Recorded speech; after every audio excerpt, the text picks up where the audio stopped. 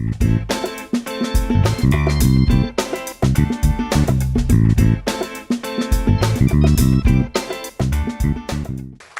gostaria, agora, dando sequência, de saudar inicialmente os colegas do Departamento de Teatro da Escola de Comunicações e Artes aqui da USP, o professor Antônio Araújo e o professor Marcos Bulhões estão aqui presentes.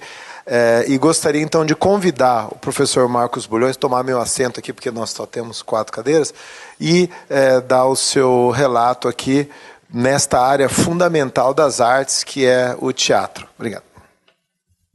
Boa tarde a todos. Nós agradecemos o convite. O nosso departamento é de teatro, mas é também de dança, é também de performance.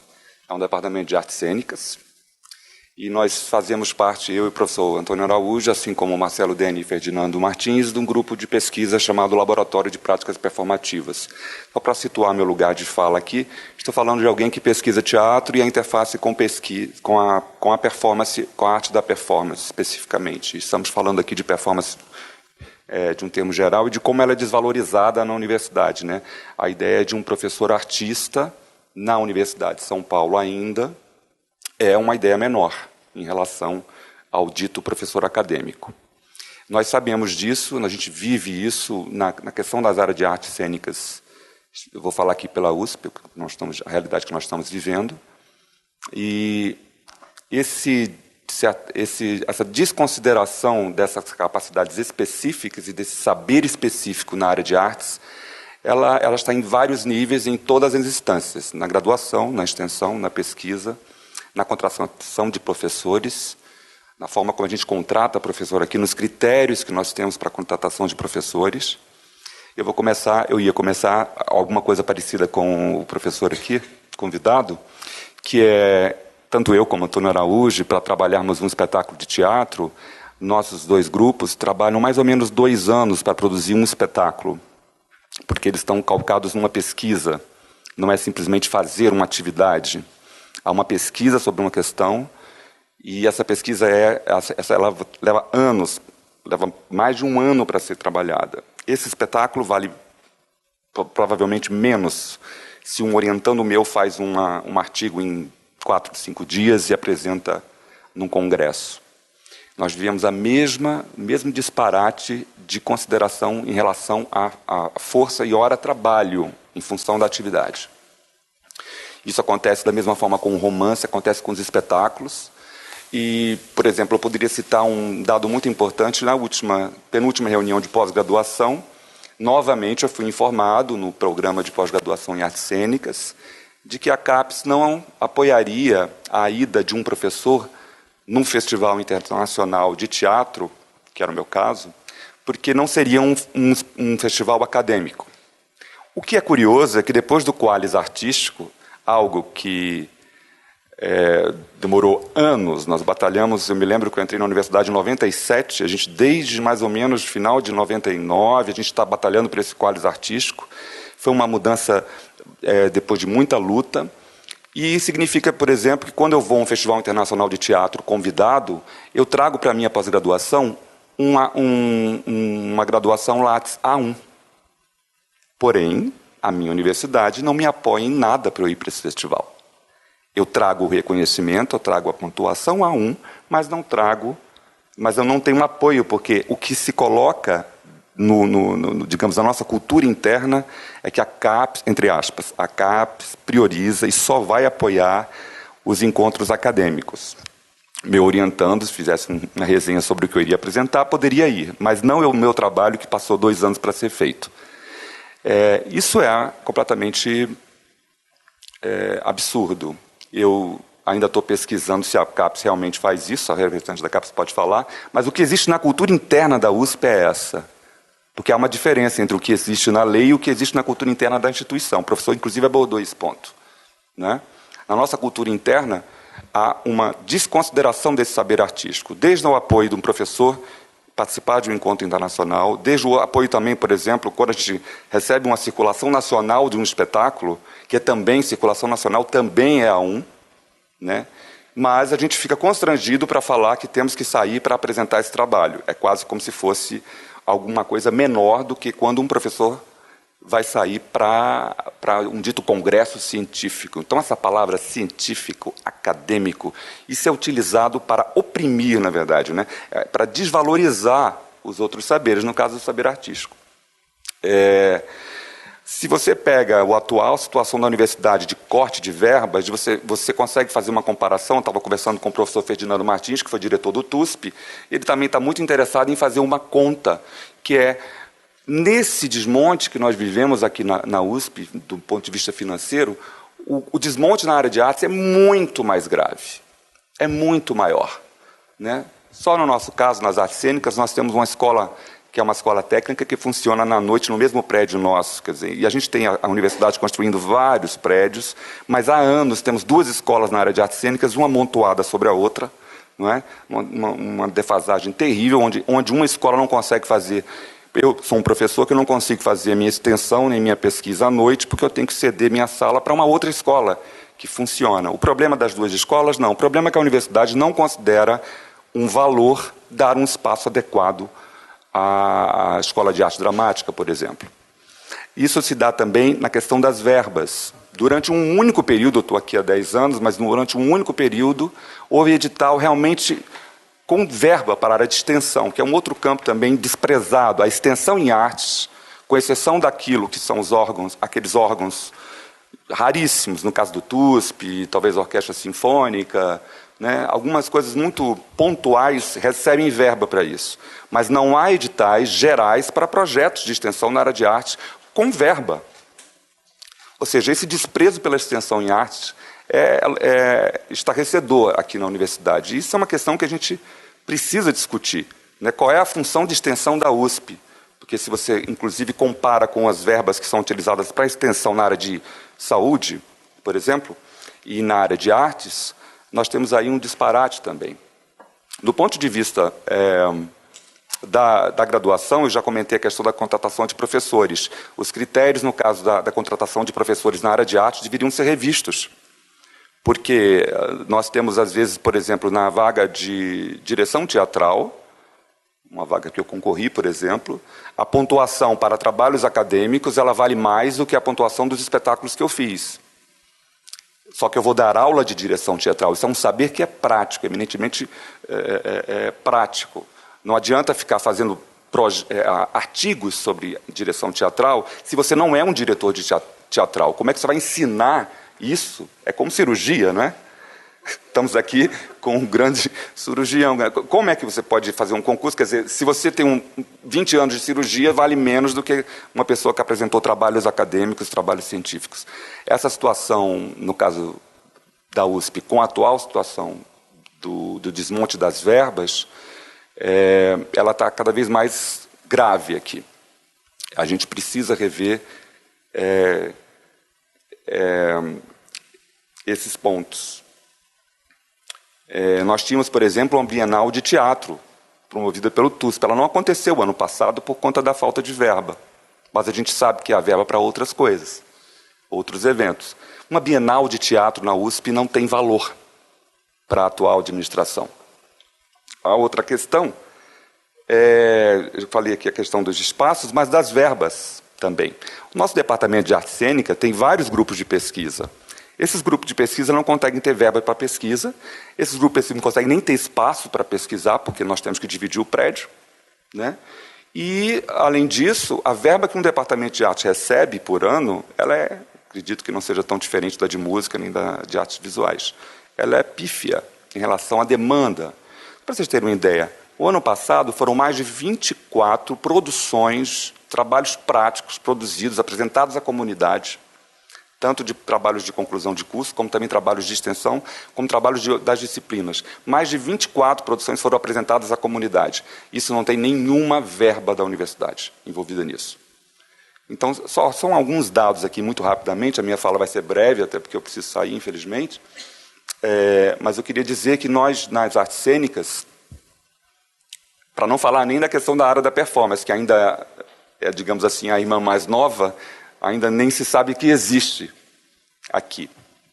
Mas, de uma forma geral, a tradição nessa universidade, tanto de extensão, quanto de pesquisa, quanto na graduação, é de desvalorizar o saber em arte. E é preciso que a gente repense isso. Um encontro como esse é muito importante. Eu queria agradecer muito o convite e a possibilidade de falar aqui, apesar de brevemente, porque é preciso que as pessoas que trabalham com esses outros saberes, que não se encaixam apenas na categoria científico, né, onde a performance, o saber prático, a construção do conhecimento na área de artes precisa ser ressignificada, redimensionada aqui. E aí a gente só vai conseguir fazer isso se a gente conseguir pensar juntos, né, estratégias para mudar essa realidade.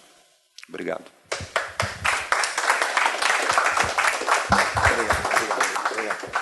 Você já agradeceu o professor Marcos Bulhões, do Departamento de Teatro da ECA, também, conjuntamente, o professor Antônio Araújo, que está aqui. Inclusive, logo que nós terminarmos as exposições iniciais, nós vamos passar palavras a todos. É importante e agradeço muito. E a música sem o teatro não se consolida como um projeto artístico, né? Assim como acredito que o teatro também sem a música. Então essa colaboração próxima, estreita entre as áreas vai ser essencial. Só gostaria de lembrar, na reunião que eu tive com o professor Paulo Saldiva, que infelizmente não pôde estar aqui hoje, mas que pensou conjuntamente toda essa ideia desse grupo, que esperamos possamos elaborar inclusive um dossiê conjunto. Quando a gente usa a palavra outros saberes, não é o caso. Esses são os saberes essenciais. Não são nem outros saberes, né? Então, quando eu usei essa expressão vindo até da colega Ana Zimmermann da educação física, que nós temos que valorizar os outros saberes, não. Esses são os saberes essenciais, o saber prático poético, né? O saber da performance e também da invenção. Então, eu gostaria agora de passar a palavra para o professor Euclides Marques, que é da Faculdade de Medicina aqui de São Paulo, da Universidade de São Paulo, da área de cirurgia, um dos professores mais condecorados da universidade, um convite do professor Paulo Saldiva, que com certeza tem uma experiência para nos relatar desse saber essencial de que é alguém que tem a certeza do que faz e resolve. Tá. Muito obrigado, eu agradeço a oportunidade de falar alguma coisa a respeito do tema que vocês estão tratando aí. E na minha área, que é bem diversa do que se falou até agora, mas a problemática é mais ou menos a mesma, né? Eu sou um discípulo do professor Zerbini, e o professor Zerbini, ele conseguiu conciliar o valor e a atividade prática com a parte acadêmica. E ele pensava mais ou menos assim, tem que mostrar esses títulos todos, vamos mostrar isso aí. Mas ele valorizava mesmo a parte prática. Uma época ele me chamou e quis que eu fizesse uma tese de doutorado. Eu disse, professor, eu não tenho material. Ele disse, você anda lá no pronto-socorro, fez aqueles reimplantes de membro, pendurou o braço lá de fulano, faz uma tese com isso aí. Eu disse, professor, tá tudo mal estudado, tem casos que não tem fotografia, outros não tem segmento, não sei se dá uma tese. A Zerbini me interrompeu e disse, olha, rapaz, aí que eu peguei como que era a maneira dele encarar a coisa, né? O professor disse assim, olha, rapaz, tese é social. Tese é para você ir lá de beca na frente e fala aquilo tudo, depois bate em palma, a família fica feliz e te abraça. Bom, se depois desse material você não publicar e não divulgar e não ensinar para os outros, aquilo não vale nada. Mas você tem que fazer doutorado. Vai lá, pega, e eu tive que fazer o doutorado, né? Então, ele tinha um sentido muito prático das coisas, mas ele seguia o padrão universitário porque ele achava que era mais fácil assim, não é? E eu conto para os senhores outro exemplo dessa parte prática no caso da medicina. Teve um professor que não tinha doutorado, não tinha mestrado e não tinha docência. Chamava-se Najib Khoury. o Najib Kurd formou dezenas de cirurgiões práticos. Ele fez residência na América do Norte, ele ficou 8 anos lá e voltou. Ficou no grupo nosso do Zerbini. E ele era o chefe do grupo de pulmão e no começo ele operava muito coração também. Logo que eu entrei para essa especialidade, eu vou contar para os senhores só porque vocês têm que sentir o que é professor. Naquele tempo, nos anos 50 e poucos, a estenose da válvula, o estreitamento da válvula mitral, era operado enfiando o dedo dentro do coração e dilatando a válvula com o dedo. Não tinha essa corpórea que a gente abre tudo a céu aberto para o coração. Não. Não tinha máquina nenhuma. Abria o coração, enfiava o dedo dentro do coração e dilatava a válvula. Bom, o professor Najib me ensinou a fazer isso. Eu fui o último que aprendeu a fazer isso, porque aí acabou a operação. Começou a superar a céu aberto, abriu o coração, via lá dentro e tal. Mas às cegas, eu fui o último que aprendeu isso aqui em São Paulo, né? Então, o Najib fazia assim, vejam bem, eu vou contar esse pormenor, mas é importante para vocês entenderem. Ele fazia assim, abria os doentes, fazia aquela estruturinha em volta do coração, aí ele põe o dedo do coração, dentro do coração. Explorava tudo. Ele dizia, bom, agora você põe o dedo. Eu ponho o dedo. Aí ele dizia, vai correndo o dedo bem na parte posterior. Eu ia fazendo. Senti um buraco aí? Senti. É a veia pulmonar esquerda. Desce um pouquinho para dentro que você vai sentir a válvula. Eu sentia batendo no meu dedo. Sentiu a válvula? Senti. Bom, agora você vai... Aí ele me ensinava como que explorava a válvula, né? Teu dedo passa dentro? Não passa. Ele disse, força um pouquinho. Eu forçava. E abriu. Ele disse, para. Tira, para. Aí eu tirava, ele põe o dedo. Você conseguiu abrir um pouco a válvula, mas a comissura posterior ainda está fechada. Espera aí, põe o dedo de novo. Eu ponho o dedo. E assim, a gente trocava o dedo dentro do coração umas 10 vezes. Até eu conseguir abrir a válvula, sem prejuízo para o doente, porque era cada milímetro ele conferia se estava certo. Isso eu nunca mais vi na minha vida, nunca vi. O cirurgião, como que ele aprende? Ele ajuda o mais velho, tenta ver tudo que ele pode, e o dia que ele puder fazer sozinho, ele vai fazer. Levar pela mão. Ensinar passo a passo, conferir o que o fulano faz. Isso é professor de cirurgia. Eu só conheci esse. Nunca vi outro. E esse homem formou dezenas de cirurgiões. Não era docente, não era catedrático, não era nada disso aí. Esse é professor, com P maiúsculo. Um homem de humildade, ele pegava uma enfermeira e dizia, olha, está vendo o frasco de drenar o tórax? Eu vou te ensinar como é que você põe a rolha nele. E ele ensinava desde o mais humilde auxiliar de enfermagem até os residentes que estavam operando. Então, essa é o ensino prático. Né? Esse é o valor daquilo que você falou, né? de um professor de prática. Agora, claro, nós temos que ter a parte acadêmica, é lógico, não é isso? Mas não podemos desprezar essa habilidade, essa qualidade que alguns têm de passar conhecimento prático para frente. Né? Professor Najib, aliás, eu acho que nesse ponto ele até exagerava um pouco, porque ele era convidado para dar aulas. Depois que ele dava aula, ele ganhava um diplominha.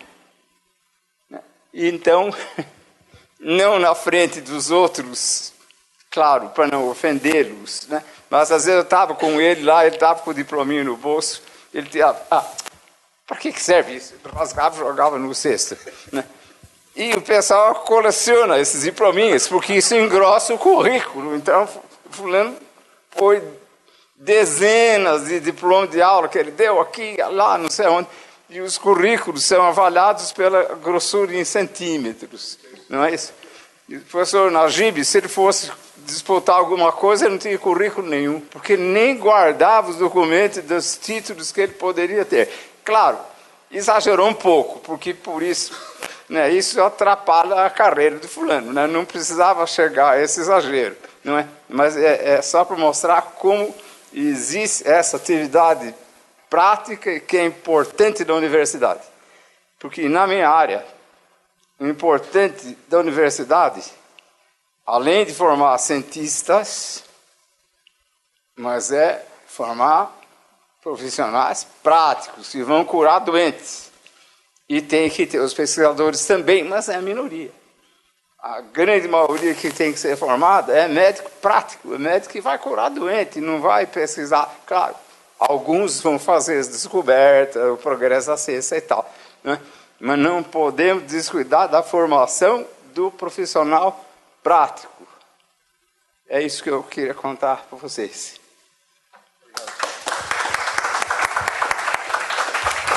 Professor Euclides Marques, muito obrigado.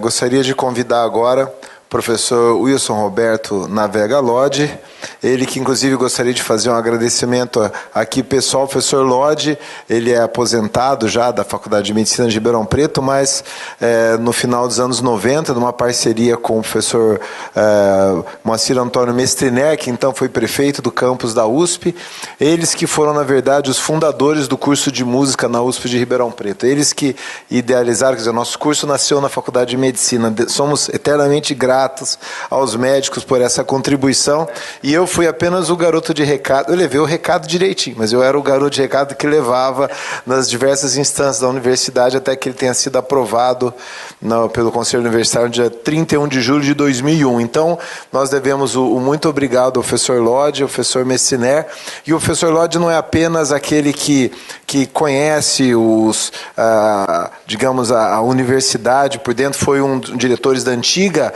a DUSP, na época que a DUSP tinha uma atuação acadêmica muito importante, e ele sempre pensou, porque é um professor da área básica da Faculdade de Medicina, justamente essa relação da pós-graduação, e aí eu achei que é importante a contribuição dele com essa lucidez da experiência, né? E mais uma vez um agradecimento público aí pelo apoio que fica agora registrado até num vídeo aqui de internet. Obrigado, professor. Só 2 páginas. Bom, quando o professor Rubens Ricciardi me convidou para participar dessa mesa redonda, fiquei em dúvida se deveria aceitar. Afinal, um ex-professor de bioquímica da Faculdade de Medicina de Ribeirão Preto, aposentado compulsoriamente há quase uma década, poderia contribuir ao debate atual sobre a valorização da atividade profissional dentro da USP e mesmo no país. A situação atual, evidentemente, é grave, principalmente dentro das escolas menos prestigiosas, e algo precisa ser feito.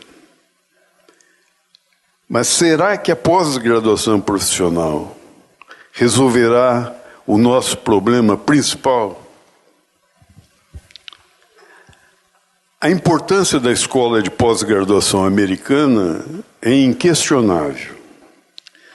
O Banco de Boston relata que os egressos do MIT, Massachusetts Institute of Technology, foram responsáveis pela criação de 4.000 de indústrias capazes de definir o que seria o 24º PIB do mundo.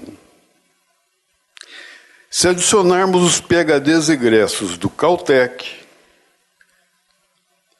da Harvard e de Berkeley, que no ano de 2004 totalizaram pouco mais de 1.000 PhDs, e em passe de mágica os retirássemos do país, os Estados Unidos da América deixariam de ser o país que conhecemos hoje. Pois bem, nesse mesmo ano, A USP formou 2.180 PhDs. A Unicamp, 747. A Unesp, 663. A UFRJ, 643. Isso de acordo com Brito Cruz.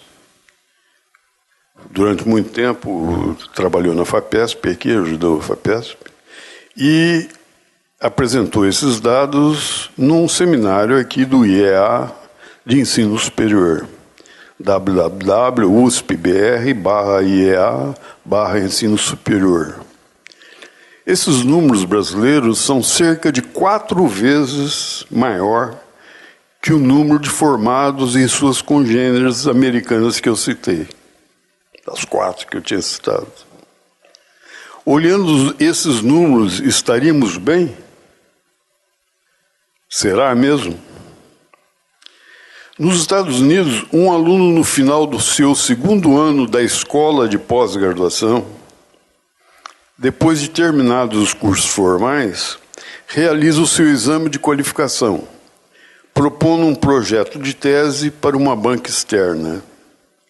Nos melhores lugares, lá, ele precisa ter esse projeto, o potencial de fazer ciência.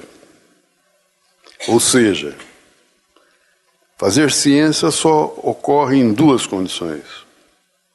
Primeiro, criar um novo problema na área. O problema é ele que ninguém, nem mesmo o proponente, imaginaria como solucionar. Segundo, resolver um daqueles problemas existentes na especialidade, mas isso de uma maneira não prevista pela comunidade. Se fosse prevista, o desafio deixaria de existir. Isso se tornaria um mero exercício, desse que nossos filhos e netos fazem como tarefa diária na escola fundamental. Esse ambiente extremamente exigente motivou a realização de um filme, há uns 20 anos atrás, chamado The Graduate, traduzido para o português como A Primeira Noite de um Homem, comemorado com a namorada depois do exame. Na verdade, não importa que poucos desses projetos se concretizem integralmente. A tese poderá ser muito menos ambiciosa.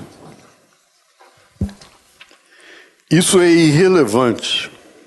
O importante é a disposição de se engajar nesse tipo de empreitada.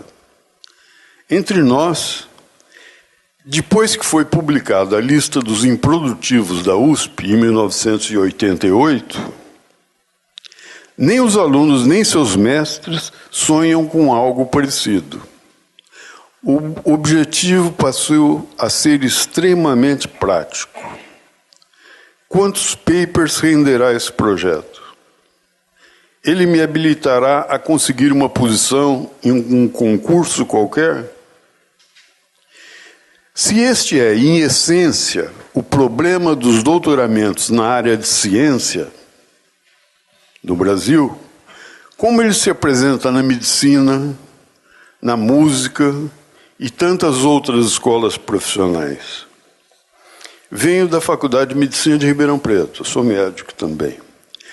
Uma das únicas do país, com a Escola Paulista de Medicina, a manter os departamentos da área básica na sua estrutura.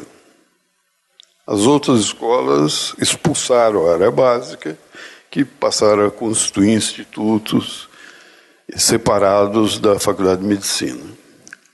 Nos Estados Unidos, todas as escolas médicas também mantêm a sua área básica. E eles, as áreas básicas, elas, em conjunto com a escola de pós-graduação do campus, tem uma escola de pós-graduação em cada campus, estão autorizadas a formar seus PhDs em bioquímica, em fisiologia, farmacologia, imunologia, as áreas básicas da Faculdade de Medicina. Por outro lado, não existe, ao que eu saiba, nenhum curso de pós-graduação nos principais departamentos clínicos das escolas médicas americanas. Na clínica médica, não tem nenhum curso de pós-graduação em clínica médica nas escolas americanas. Nenhum. Clínica cirúrgica, obstetrícia e ginecologia, pediatria, que são as disciplinas que caracterizam a escola profissional. Isto porque o curso de medicina já representa o mais alto grau de conhecimento da sua área, da escola profissional médica, dispensando qualquer título adicional. Entretanto, após a reforma universitária, entre aspas, do ex-ministro Jarbas Passarinho, 1969-74, todas as escolas profissionais passaram a exigir uma pós-graduação. E o pior, incluindo ainda a exigência do título de doutor para o ingresso na carreira docente. Esses são equívocos graves, infelizmente existentes, em grau maior ou menor, em todas as escolas profissionais do país. Para terminar, vou contar a história de um dos nossos alunos de bioquímica, que tinha terminado o seu mestrado e escrevera para um famoso cientista do Instituto Nacional de Saúde, NIH, procurando um estágio. O americano respondeu que assim que terminasse o seu PhD, o procurasse. Ao contar para o seu orientador brasileiro a história, o nosso mestre sorriu e lhe disse: "Você esqueceu de dizer que também já era médico." Ele era médico que estava fazendo mestrado. Porque o NIH só aceita médicos ou PhD, considerados por eles como possuidores da formação científica adequada para frequentar o instituto. Bom, até então, o nosso aluno acreditava que o mestrado em bioquímica era o título mais importante que possuía. É só isso.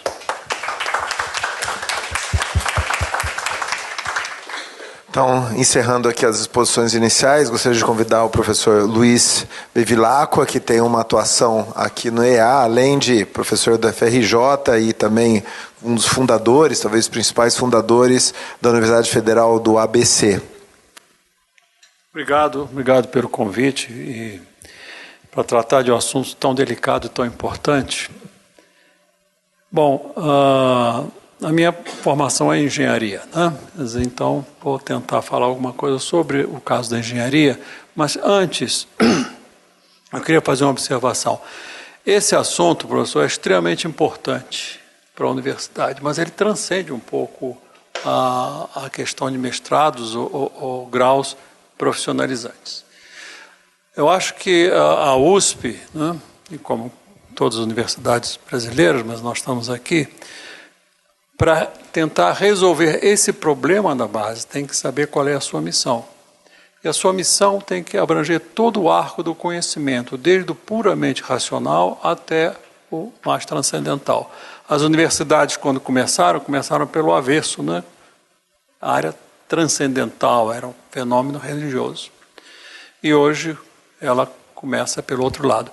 Então, eu acho que a consideração desse arco do conhecimento como fazendo parte importante da nossa existência e principalmente na formação das nossas novas gerações é essencial. Então, eliminar arte é como que cortar uma parte do nosso conhecimento e da potencialidade dos nossos estudantes. Tem de pensar também um pouco nos estudantes, não é apenas formar qual é a formação dos docentes, né, os sistemas de doutorado, mestrado, etc. Mas a universidade está aqui, com uma das suas funções principais é formar novas gerações. E essa formação não pode ser castrada, né? Então, ela tem que reconhecer desde a parte de artes, né, até a parte puramente racional. Quer dizer, o que a mais essencialmente racional é a matemática pura, né, porque isso é alguma coisa que você pode demonstrar que o teorema de Pitágoras, se eu entendo e explico para o meu semelhante, ele vai entender igual a mim. Agora, uma obra musical, ele não vai entender igual a mim, mas tem o seu valor também. Esse é um ponto que precisa ser agregado e precisa ser muito discutido na universidade. Então, acho que isso devia ser levado em conta. Um outro ponto que eu quer dizer, não aqui, eu acho que você podia tentar estender isso aí para num arco muito maior. E eu dou até um exemplo que é muito interessante, é do Feynman, né, que é mais ligado à área de ciência da natureza, quer dizer, portanto, um extremo mais racional. Mas numa das suas conferências famosas, na segunda ou terceira aula, ele dizia o seguinte: bom, eu hoje vou tratar de um assunto que eu costumo oferecer para os meus estudantes de doutorado, já os mais adiantados. E a minha missão é manter vocês aqui, porque senão daqui a pouco vai todo mundo embora da audiência e eu quero falar para vocês. Por isso eu quero dizer o seguinte: não se fiquem preocupados se vocês não entenderem, porque os meus alunos lá de doutorado também não entendem. Agora, e vocês sabem por que eles não entendem? Porque eu não entendo. E sabe uma coisa? Ninguém entende, mas funciona. Então, essa questão racional. Aí começa a se ter, então, a parte de intuição, quer dizer, um sério de outros fatores que fazem parte da nossa existência e da nossa ação também. Então, eu acho que isso é extremamente importante tratar desse assunto. O outro ponto e isso é uma característica brasileira, a gente tem que olhar um pouco como é que nós pensamos, né? O que vale no Brasil? O Vale do Brasil é o diploma, não a competência. É por isso que acontece uma das razões que acontece é essa barbaridade toda, porque o sujeito quer ter o diploma, então precisam ter 2.000, 3.000, 4.000 mestres e doutores, porque o diploma de doutor equivale. Se ele sabe o que aquilo representa, né, é outra coisa. Então, é uma questão cultural que eu acho que precisa ser resolvida também. E isso significa não apenas ter cursos de doutorado ou aprovação de doutorado mais valorizada, mas não desvalorizar as outras competências. Um curso o Instituto Técnico de Engenharia, como tem o Paula Souza aqui em São Paulo, é excelente, só que a função deles na sociedade é outra, né? Então, eu acho que é preciso que se reconheça as competências nas suas devidas proporções. Bom, agora falando um pouco da engenharia, e o primeiro fala até em graduação profissionalizante ou não profissionalizante, né? Quando terminei meu curso de engenharia, meu curso foi extremamente profissionalizante. Eu não tive um doutor na minha formação. E nós éramos excelentes engenheiros. Nós fazíamos o curso, né, com a parte mais básica, que a gente precisa, né? Mas depois do terceiro ano, os últimos 3 anos, eram cursos profissionalizantes. Bom, com a instituição da pós-graduação, isso começou a se alterar, né? Começaram a haver valorização de mestrados, doutorados, o tipo de formação mudou e eu acho que mudou para o outro lado. Agora eu falo um pouco nas áreas de engenharia, eu acho que medicina não aconteceu isso por causa dos hospitais, né? Nas engenharias não tem hospital. Então, o que aconteceu nos cursos de engenharia? Um grande engenheiro, quem dá uma cadeira de pontes, por exemplo, pontes não se aprende lendo no livro, aprende-se fazendo. Agora, um professor de pontes, se a gente quer formar um bom engenheiro civil, precisa ser um profissional que trabalha na área. Para trabalhar na área, ele não pode ser tempo integral, dedicação exclusiva, ele tem que ser um professor de tempo parcial, ele tem que ser um conferencista. E a universidade hoje rejeita essas pessoas. Então, não pode ser, quer dizer, isso não vai dar bom resultado, e não está dando. A gente já sabe, inclusive no Rio, né, aquelas passarelas que caem quando batem as ondas. Então, não dá, né?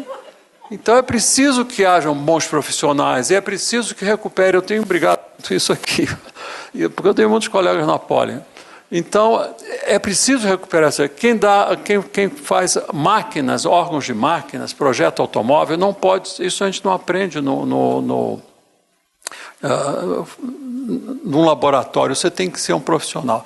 Então, essa volta desses grandes profissionais, como existiram grandes aqui na USP, na Argentina, você viu, eu conheço o Telemaco Van Langendonk, né? O próprio Décio Zagotes, que também foi até diretor da Poli, era um engenheiro que trabalhava nessas áreas, bom, vários outros. Bom, mas então, Milton Vargas também, que foi um outro excepcional. Mas então, eu acho que esse é um dos pontos chaves, né, para a gente ter ainda na graduação. Na pós-graduação, aí nas engenharias isso fica um pouco nebuloso, porque tem muitos cursos, muitos diplomas e teses que se aprova como sendo um doutorado acadêmico, e não é acadêmico apenas, né? A nossa experiência, eu falo um pouco da nossa experiência na COP, no Rio de Janeiro, nas engenharias, né? Um grande motor da programação da engenharia, principalmente civil, mecânica, né, e elétrica, até nos anos 70, 80, foi a Petrobras. Foi a descoberta de petróleo no fundo do mar. Não existia país no mundo que tinha esse problema. Isso era um problema brasileiro e que tinha que ser resolvido por problemas brasileiros. Então, as teses eram orientadas para resolver problemas que não existiam em outro lugar, portanto, tinha uma grande dose de originalidade, né? Você não encontra em livro, não é? Como é que resolve isso? Não existe livro, então ou você resolve, ou então não tem solução. De modo que eram, na realidade, e continuam sendo. Depois aconteceu o pré-sal também, que é outro problema que só tinha aqui, né? Agora já encontraram em outros lugares. A perfuração do pré-sal foi desenvolvida aqui, e isso eram teses que tem essa vertente também profissional, não é?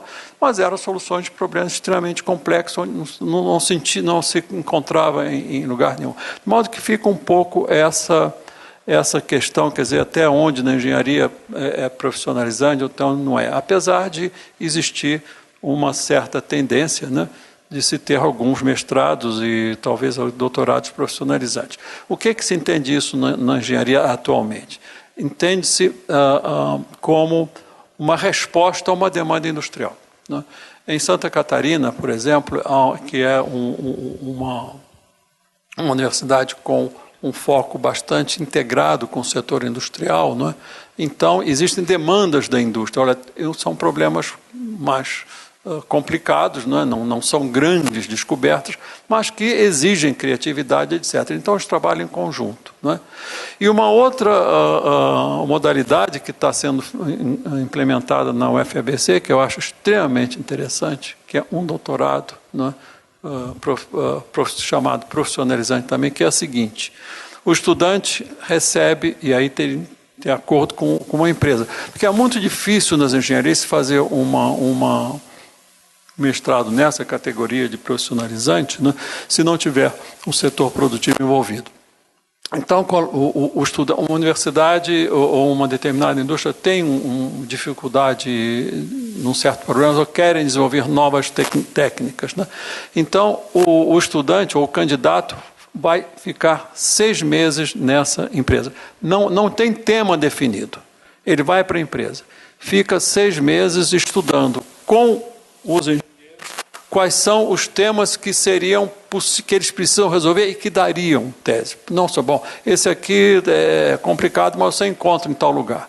E quando isso é encontrado, então, os dois fazem essa conexão. Então, é uma tese profissionalizante no sentido muito bom, porque é resolver um problema novo que interessa ao setor industrial. Quer dizer, ela não é gerada internamente na universidade, mas em conexão com o setor industrial, um pouco como é a medicina, qual é o doente? Vamos ver como é que é essa doença, se eu tenho soluções para esse doente. Então é um pouco isso, quer dizer, não é um hospital único, mas são várias seções de hospitais em várias universidades. Eu acho que isso tem muito boa a chance de dar resultado, e já está tendo resultados bastante interessantes, né? Além de tudo, é preciso que a gente olhe também aí, na formação, não é? Dos nossos estudantes, e aí acoplada com toda a formalização da pós-graduação, que as universidades olhem um pouco isso. Está havendo um absurdo exagero na categorização ou na aprovação de cursos de mestrado e doutorado em quantidade de trabalhos. Isso aí isso está matando várias vocações. Eu vou contar aquele que eu te contei, né? Um caso que aconteceu no FEBC, Adelaide, né? Eu fui reitor, eu estava como reitor naquela época, né? Então, eu participava de todas as bancas, porque queria dizer aos candidatos o que eles iam encontrar, porque é uma universidade com outro projeto, né? Eu não vou falar muito nisso aqui, porque não é hora, né? Mas fazia parte da banca, e numa delas, né, era a banca de neurociências, e eram uns 12 ou 13 candidatos, certo? 15, sei lá, e eram 4 ou 5 vagas. E todos fizeram lá suas apresentações de trabalho de tese, do que tinham feito, etc. E uma das candidatas fez a sua exposição, né, bastante interessante. Eu aprendi um bocado em todas as exposições, mas eu fazia só a última pergunta, a última exposição. Vocês sabem para onde é que estão aplicando? A universidade diferente, etc. Mas ela terminou a exposição dela dizendo o seguinte: mas não era isso que eu queria fazer. Bom, os examinadores focalizaram as questões técnicas, né, e ela respondeu muito bem, etc. Mas ninguém atentou para essa última frase. Então, antes de terminar, eu perguntei: mas, Paula, o que você quer dizer com isso? Não era isso que eu queria fazer. Então ela me disse o seguinte: professor, a meu grande vontade, depois que eu terminei o meu doutorado, era trabalhar sobre o sonho. Quais são os processos neurológicos, né, do sonho, né? Como é que o cérebro funciona? Mas se eu fosse estudar isso, eu teria no máximo 2 trabalhos, porque tem muito pouca gente estudando isso no mundo, é muito difícil. E com 2 trabalhos, professor, eu não entro em universidade nenhuma. Então, ela torce a sua vocação para ter 10 trabalhos. Isso é criminoso. Isso é criminoso. Então, eu acho que a nossa universidade precisa rever muito, né, os nossos passos, o que a gente tem feito até agora. A CAPES, sem dúvida, fez um extraordinário serviço para o Brasil, não é? Mantendo a qualidade, etc., mas está na hora de ver até onde se chega. Quer dizer, será que essas metodologias ou esses conceitos são adequados com o mundo que nós estamos vivendo? Certamente a professora Adelaide, que foi diretora do interdisciplinar durante muito tempo, sabe disso, não é? Ela viveu isso lá. Não é assim, não é? Que esse qualis é uma coisa que não pode continuar como está sendo, não é? Nós não valorizamos. Sabe outra coisa, eu falo demais aí, mas eu vou terminar. Sabe o que um dos grandes problemas que nós temos aqui no Brasil? A gente olha para fora e vê como é que eles são. E tem gente fantástica, né? Na Europa, Estados Unidos, etc. A gente precisa pensar um pouco como é que eles nos veem. E sabe como eles nos veem? Eu sei de um caso, pelo menos especificamente na área de engenharia, que aconteceu há uns 2 anos atrás, um congresso sobre ensino de engenharia e a cooperação com o setor industrial, porque isso é um problema de todo mundo, né? E na conferência alguém perguntou sobre o que aconteceria, seria a diferença entre os países desenvolvidos e em desenvolvimento. Agora o nome que eles estão dando é outro. Os países de economias avançadas e de economias emergentes. Então, um senhor, o Sullivan, disse o seguinte: bom, vai ser como sempre foi. Nós faremos as grandes descobertas, né, os grandes avanços, passaremos para eles as pequenas manufaturas, os testes, aí eles vão fazendo esses testezinhos. É assim que eles nos veem. A gente não pode dizer, bom, e aí? E aí nós temos que dizer, não é assim. Nós temos que nos valorizar, e a gente pode. O que tem... Já ouviram falar na luz engarrafada? Alguém ouviu falar nisso? Não, né? A gente não se conhece. Procure na BBC, luz engarrafada, Alfredo Moser. É um mecânico de Uberaba. Ele conseguiu fazer a iluminação nos seus galpões lá de uma maneira muito original. Isso foi espalhado pelo mundo inteiro, principalmente nos países mais pobres, né? No Sudeste Asiático, né? Vários países, e um dessas pessoas lá diz: esse homem devia ganhar um prêmio Nobel. Só que ele não tem nenhum título de nada, ele é um mecânico. Procurem, luz engarrafada, Alfredo Moser, BBC. Então, a gente tem que valorizar isso. Nós podemos, sim. Vocês sabem que o câmbio automático foi inventado no Brasil? A gente não sabe disso, né? Por os mecânicos ali daquela região dos lagos, ali no Rio de Janeiro. A GM soube disso, né, e ofereceu para eles: bom, nós queremos a sua patente. Quer dizer, para vocês não registrarem, né? Nós pagamos ou $10 mil cash, ou $1 por cada carro vendido. O que eles quiseram?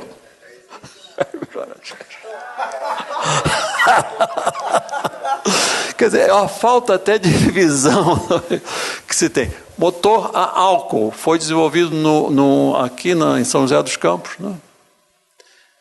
Aí a Volkswagen... Quer dizer, a gente não aproveita o que a gente tem. Nós temos pessoas extremamente criativas, pessoas excepcionais, né? E a gente tem que valorizar isso. Nós podemos, a USP pode. A USP é a responsável, em grande parte, para levar esse país adiante, hein? Porque o que tem de pós-graduação aqui é mais da metade do que vem em segundo lugar, porque a universidade em segundo lugar.